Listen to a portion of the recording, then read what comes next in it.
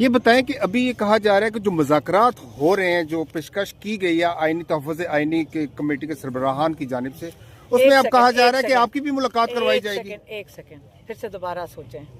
आपने अभी क्या सवाल, इन्होंने क्या सवाल पूछा कि तहरीके तहफ़्फ़ुज़ आईनी, इन्होंने कहा तहरीके तहफ़्फ़ुज़ आईनी उनकी तरफ से कहा कि उन्होंने ऑफर किया है, सुना है ना। उन्होंने ऑफर नहीं की।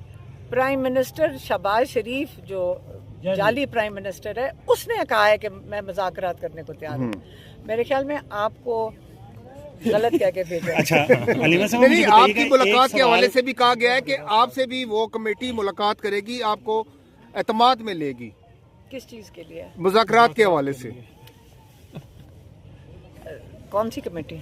जो तहफ़्फ़ुज़ आईन पाकिस्तान की जो कमेटी है। हमें देखें, हमें सिर्फ ये पता है कि इमरान खान ने कहा सुहेल अफरीदी को कि सड़कों पे आ जाओ, हम सड़कों पे आ गए। अच्छा मुझे बताइए कि एक सवाल बहुत ज़्यादा पूछा गया आप लोगों से वहाँ लाहौर में कि लाहौर कैसा लगा, तो आप थोड़ा सा मजीद बता दें कि लाहौर कैसा लगा। लाहौर तो हम आबादा तो शहर है, लाहौर कैसा लगा?